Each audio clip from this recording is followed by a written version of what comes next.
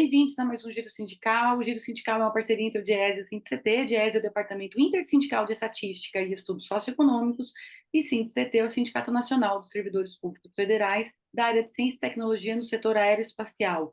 Este é um dos programas que, no mês de março, vai tratar da temática de mulheres no mercado de trabalho. Nós sabemos que as mulheres ganham 20% a menos do que os homens, e nós sabemos porque é uma pesquisa que faz isso e reitera essa desigualdade no mercado de trabalho todos os anos. Essa pesquisa é a pesquisa da PNAD contínua, produzida pelo IBGE. E além desses dados, muitos outros também são trazidos por essa pesquisa e nós vamos explorar ele aqui. E vamos explorar eles à luz também da Lei da Igualdade Salarial, lei essa que foi aprovada em 2023, lei de número 14.611, que trata dos critérios e trata também de coibir, de expor critérios para que essa desigualdade não aconteça. E quem vai nos ajudar aqui hoje é a economista do Diese, Renata Filgueiras, que novamente atende aqui ao nosso chamado. Então, Renata, bem-vinda e mais uma vez muito obrigada por comparecer aqui a este Giro Sindical. Obrigada, Renata, sempre um prazer. Então, vamos lá, vamos tratar um pouquinho sobre essa realidade que todo ano eu, você, muitas outras economistas que olham para o mercado de trabalho, quando chega o mês de março e a gente vai tratar da participação e da condição da mulher no mercado de trabalho, a gente tem esse dado da desigualdade, que não melhora, que vai se repondo e vai se mostrando uma característica estrutural muito firme, muito arraigada no mercado de trabalho, um desafio e tanto. No entanto, a gente teve o ano passado a promulgação dessa lei 14.611, que trata dos critérios e trata de diversos temas para coibir essa diferença salarial, para diminuir a existência dessa distância tão grande ainda entre homens e mulheres. O que essa lei traz de novidade, sobretudo em relação à CLT, quando a gente já sabe que a CLT, no seu artigo 5º, ela é muito clara ao dizer que, para trabalhos iguais, paga-se salários iguais. Primeiro, assim, eu acho que porque a lei, né? Se a gente já tinha uma definição na CLT, e é importante dizer que mesmo com dados estatísticos, a efetividade da igualdade salarial não se concretiza, né? Daí a importância de uma lei como essa, que vai trazer elementos concretos e bastante objetivos para buscar dar efetividade para essa igualdade salarial. E eu acho que também é importante registrar que essa lei é uma conquista do movimento de mulheres, né? De muitos anos, de muitas décadas no Brasil. Então, objetivamente, a lei vai dizer o seguinte: o artigo 5º atual, né, antes da lei da CLT, dizia assim: a todo trabalho igual, né, de igual valor, corresponderá a salário igual sem distinção de sexo. E o artigo 461 da CLT diz, sendo idêntica à função, muito parecido, né? Todo trabalho de igual valor prestado para o mesmo empregador, no mesmo estabelecimento, vai corresponder igual salário, sem distinção de sexo. Ele amplia um pouco etnia, nacionalidade ou idade. A lei vai alterar o artigo 461, né? Especificamente o parágrafo 6º, e vai incluir o parágrafo 7º, tá? O parágrafo 6º vai dizer que, no caso de comprovação de discriminação por motivo de sexo e etnia, o juízo vai determinar que, além de pagar as diferenças salariais, uma multa, tá, em favor dessa empregada, né, discriminada, no valor de 50%, tendo limite máximo os benefícios do regime geral de previdência social. A lei diz o seguinte, que quando acontecer a discriminação em virtude de sexo, raça, etnia, origem ou idade, ela amplia a discriminação, o pagamento vai ser dessas diferenças salariais, vai ser devido ao empregado, não afasta, porém, ele tem direito a receber essas diferenças, mas não vai afastar o seu direito de ação de indenização por danos morais. Tá? E o parágrafo 7º desse artigo 461, que foi introduzido, né, ele vai criar a multa. Tá? Então, a multa ela vai corresponder a 10 vezes o valor do novo salário devido, elevada ao dobro no caso de reincidência. Então, ela especifica mais. E a lei ela vai criar, além dessa definição, né, do que é a discriminação, enfim, que não pode acontecer, desigualdade de salário por discriminação, ela vai criar mecanismos de transparência e efetividade de equiparação. Então, são 5 mecanismos. O primeiro é estabelecer mecanismo de transparência salarial e critérios remuneratórios, é muito importante, a gente vai falar depois disso. Fiscalização, tá?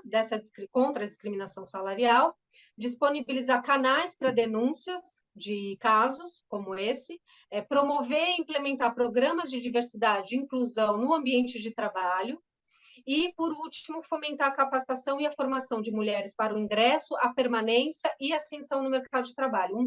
Uma das dificuldades das mulheres no mercado de trabalho estrutural é justamente a sua inserção e permanência, que é desigual, né, que é precária com relação aos homens. E a lei vai mais além, né? Então, no artigo 5º, ela vai determinar que os empregadores com mais de 100 empregados precisam publicar semestralmente relatórios de transparência salarial e de critérios remuneratórios. E, além disso, vai estabelecer multas, né, para esse descumprimento da publicação de relatórios, então é uma multa de 3% sobre a folha de pagamentos, e a empresa em situação de desigualdade, ela tem que apresentar um plano de mitigação de desigualdades, com metas e prazos, e, por último, o governo ele tem que apresentar uma plataforma para acesso a informações de forma unificada, com relatórios e dados, né? Além disso, a lei ela vai prever também a participação da representação sindical, das entidades sindicais, nos locais de trabalho para garantir a efetividade, inclusive com a necessidade de negociação coletiva para garantir a aplicação da lei. Essa lei, ela ampara as trabalhadoras com carteira assinada, correto? Como que ficam as trabalhadoras sem carteira? Primeiro que a problemática do nosso mercado de trabalho tem uma característica que a gente chama de heterogeneidade, né, que é essa diferença entre as formas de inserção no mercado de trabalho, porque o mercado de trabalho não é só aquele com carteira assinada, né, muito pelo contrário, o Brasil possui uma alta taxa de informalidade e as mulheres são mais penalizadas também nesse quesito, né? Então, é um desafio mesmo, a lei não abrange, né? É uma lacuna aí da lei, e eu acho que tem essa relação direta com a própria. Com isso que eu expliquei, né? Com essa heterogeneidade do mercado de trabalho. E aí eu acho que isso se coloca, eu queria talvez problematizar um aspecto para o movimento sindical, né? Porque a importância do movimento sindical na aplicação, na efetividade de aplicação dessa lei, ela é brutal, né? Ela é crucial. Então, o movimento sindical tem que estar, assim, desde já empenhado em negociar a garantia dessa lei, né? Os critérios lá que estão lá definidos, justamente, inclusive porque a própria lei define, garante a participação das entidades sindicais. Então, aí eu queria só problematizar que é um desafio maior, talvez, para o movimento sindical, pensar como vai garantir para essas trabalhadoras informais essa igualdade salarial, né? Que é muito mais desafiador e muito mais complicado de se conquistar, de fato. Fazer um breve intervalinho e volta já já.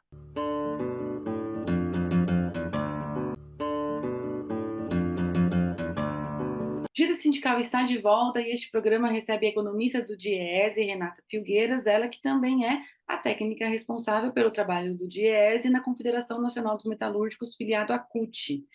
Renata, continuando aqui o nosso papo, muitas pessoas, em especial homens, valem-se da ideia de que a presença masculina em setores que exigem mais física e mentalmente explica com que os homens é uma explicação para que os homens ganhem mais no mercado de trabalho. As informações, os dados concretos, eles permitem que a gente corrobore essa informação ou são aspectos preconceituosos que a gente precisa tirar da frente para olhar o mercado de trabalho como ele é? De fato, esse é um mito que existe ainda, infelizmente, e que a gente questiona cotidianamente em nossa atuação, em nossa vida, eu diria assim, né? Porque não é só na nossa atuação profissional, a gente ouve isso em vários espaços. Bom, eu vou trazer um dado aqui bastante interessante que diz justamente o contrário, né? Então, se fosse verdade, as mulheres, profissões, ocupações em que as mulheres são maioria, e aí eu vou colocar entre muitas aspas, em que ocupações de mulheres, né, que são consideradas femininas, elas deveriam ganhar mais, né? Porém, então um dado aqui que a gente tem de participação das mulheres nos grupos ocupacionais e justamente a desigualdade de remuneração em relação aos homens. Então, se a gente pegar um grupo ocupacional com muita presença de mulheres, profissionais das artes, das ciências e das artes, né? A gente tem uma participação de 63 mulheres, 63% de mulheres nesse grupo ocupacional. A diferença remuneratória em relação aos homens é de 32,2% menor. A gente apresenta dados, a gente apresenta argumentos irrefutáveis, estatísticos, e mesmo assim, quando a gente vai para uma rodada de negociação, ou quando a gente vai para uma reunião com uma bancada patronal, por exemplo, sempre existe o questionamento. Não, mas na minha empresa, não, mas na minha área. Tem, então, olha a importância dessa legislação de igualdade salarial. Agora, os sindicatos, eles vão poder olhar os relatórios por empresa, tá certo? Empresas com 100 ou mais empregados. Então, eles vão poder olhar e falar assim: aqui está a desigualdade salarial entre homens e mulheres, porque com todas essas. Então, é só reforçando, né, a importância dessa legislação. Com todos esses argumentos, esses dados estatísticos que a gente apresenta, mesmo assim são questionados, ainda existem argumentos desse tipo, né, totalmente infundados. Acho que tem um outro assunto também que vem à mesa, vem à tona toda vez que a gente discute mulheres no mercado de trabalho, que é a divisão de tarefas entre sexos, em que a mulher ela fica muito mais sobrecarregada do que os homens no quesito quantas horas dedicam-se aos afazeres domésticos. A gente tem uma média de 17 horas e 48 minutos por semana das mulheres aos afazeres domésticos e 11 horas dos homens. Ou seja, essa diferença de quase 7 horas, ela significaria 44 dias de uma jornada de 8 horas a mais trabalhadas por mulheres durante um ano. Dedicar mais tempo ao trabalho reprodutivo, a cuidar da casa, a cuidar dos filhos, a cuidar dos idosos, impacta a participação das mulheres no mercado de trabalho e ajuda a explicar esses números que, por mais que seja ciência, a gente ainda tem que ainda lutar para fazer valer. Essas desigualdades, né, de responsabilidades familiares, e aí quando eu falo responsabilidade familiar, eu incluo tanto as tarefas domésticas, no sentido físico mesmo, né, fazer as tarefas do lar, né, para manter aquele lar funcionando, quanto os cuidados, né, os trabalhos de cuidados com outras pessoas, desde crianças, idosos, pessoas com necessidades diversas, né? E esse aspecto ele vai impactar profundamente, né? Tanto a inserção quanto a permanência da mulher no mercado de trabalho. E aí eu quero diferenciar um pouco, porque ela se insere com mais dificuldade por conta disso também, né? E também a permanência delas é mais precária, porque elas têm que dedicar mais horas. Então, elas vão ter já uma dificuldade de fazer um curso, de se qualificar no mercado de trabalho, ou, por exemplo, dedicar um tempo elas vão pedir mais afastamentos para poder ter esses cuidados familiares, que acaba recaindo sempre sobre as mulheres. Então, aparece até um pouco evidente, né, que isso dificulta a participação das mulheres e a qualidade dessa participação da mulher no mercado de trabalho. Bom, além disso, tem uma questão que é assim, a dificuldade, essa carga, né, de jornada maior para as mulheres, que é quase uma imposição social, ela vai impactar vai causar mais dificuldade para as mulheres ascenderem na carreira, né? Justamente porque elas têm que conciliar, elas têm essa necessidade de conciliar, né, os trabalhos no mercado de trabalho com o trabalho com essa disposição de trabalho fora do mercado de trabalho, tá? E tem um dado bastante relevante que é uma taxa que chama taxa de subutilização por insuficiência de horas trabalhadas. Tá? E o que significa isso? Significa que os trabalhadores eles trabalham uma jornada, mas eles gostariam de trabalhar mais do que aquela jornada que eles foram contratados.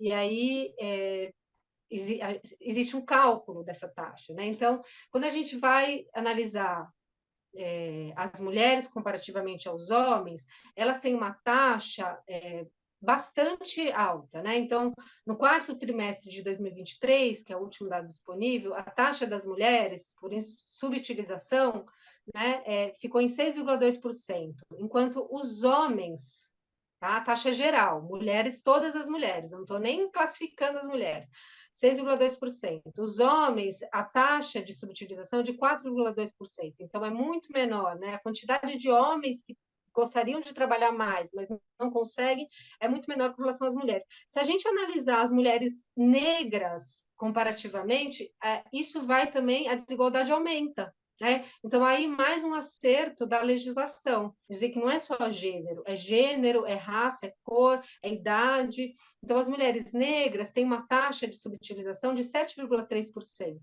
no último trimestre de 2023, né? Então você vê que, e quando a gente vai comparar com as mulheres não negras, as mulheres não negras têm 4,8% de taxa. Então as mulheres negras sofrem mais ainda com relação a esse aspecto. Sim, e com certeza vai interferir depois na remuneração, porque as mulheres trabalhando menos do que aquilo que elas gostariam, porque elas não conseguem trabalhar mais, porque acumulam jornadas, tem reflexo na remuneração. A gente tem uma relação muito, vamos dizer assim, intuitiva, que quanto maior a qualificação da pessoa, mais salário essa pessoa consegue receber em troca no mercado de trabalho. Mas tem algo, Renata, que chama muito a atenção quando a gente compara homens e mulheres.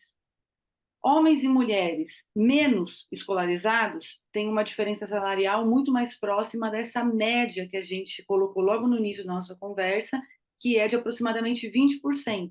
Ou seja, as mulheres ganham em média 20% menos do que os homens, e as menos escolarizadas, comparando com os homens menos escolarizados, também estão muito próximos dessa média. Quando a gente vai para os estratos que mais ganham no mercado de trabalho, mais escolarizados, essa diferença aumenta. A mulher que tem nível superior, ela ganha 1/3 a menos do que o homem que também tem nível superior.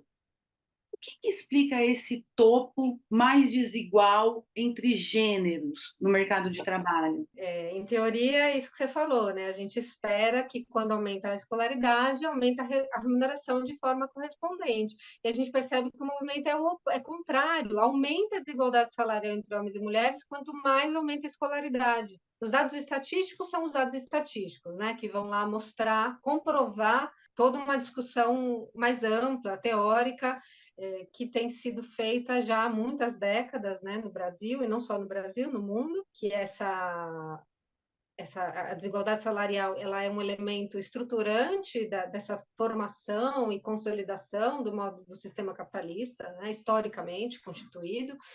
Agora,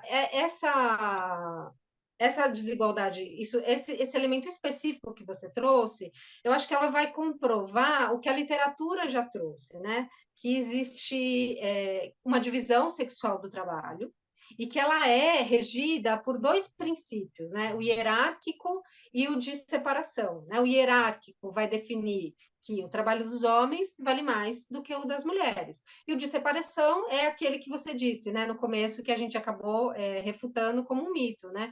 Que existem trabalhos masculinos e trabalhos femininos, embora isso exista, não é que é um mito de não existir, existem trabalhos considerados masculinos e femininos, né?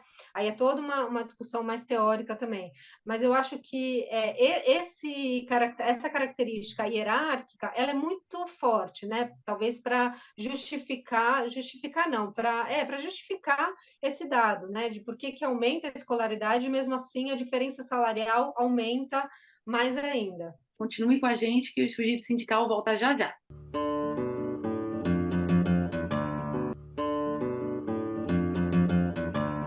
O Giro Sindical está de volta e este programa recebe a economista do Diese na Confederação Nacional dos Metalúrgicos, filiada à CUT, Renata Filgueiras. Renata, a Confederação Nacional dos Metalúrgicos, ela representa uma categoria que ela é predominantemente masculina. Conta um pouquinho para a gente qual é o tamanho da participação feminina entre os metalúrgicos, entre toda a categoria metalúrgica no Brasil, o que tem acontecido ao longo dos anos, se as mulheres têm ampliado a participação, se não, se continua instável, e também Como que é a remuneração nessa categoria que ela é tão combativa e tão importante? Bom, Renata, a gente tem aí no último período, eu vou pegar 2002 como referência, né? E aí eu estou usando os dados da RAIS, né, da Relação Anual de Informações Sociais do Ministério do Trabalho, porque é uma categoria altamente formalizada, né? Então são seletistas que a gente chama, com contrato CLT, e a gente percebeu entre 2002 e 2013 um crescimento da participação feminina na categoria metalúrgica. Então, sai aí de 14,7% em 2002 para 19% em 2013, tá? E aí, de mulheres. A partir de 2013, começa a ter uma queda nessa participação feminina, em parte resultado da crise, né, que se aprofunda em 2015 no Brasil, e volta a crescer em 2020 e 2021, ela alcança o patamar de 2014. Né? Então, em 2021, que é o último dado que a gente tem da RAIS, a gente tem 19% de participação feminina entre os metalúrgicos. Então, é de fato uma categoria bastante com predominância de homens. Bom, as diferenças de remuneração, na média, né, de remuneração, é de aproximadamente 21%, tá? Deixa eu só pegar aqui o dado certinho. O último dado é de 21,2% a menos que as mulheres recebem com relação aos homens, tá? Pegando a média Brasil dos metalúrgicos. Porém, então, a gente tem, dentro da metalurgia, uma série de segmentos que são muito diferentes uns dos outros. Então, a gente tem o eletroeletrônico, a gente tem o naval, o automotivo, o aeroespacial, a siderurgia, bens de capital, eles são muito distintos, tá? Não só do mercado de trabalho, mas da produção propriamente. É o seguinte, o eletroeletrônico é um segmento que tem um movimento interessante, né? Então, eu fui olhar a movimentação das mulheres nos segmentos, e eu percebi que as mulheres tinham uma participação de 10% em 2002 no segmento eletroeletrônico, e no segmento de bens de capital, uma participação de quase 30%, isso em 2002. Tá? Ao longo desse período, até 2021, a participação das mulheres no eletroeletrônico salta para 33,9%. Então, quase 34% de mulheres estão no eletroeletrônico.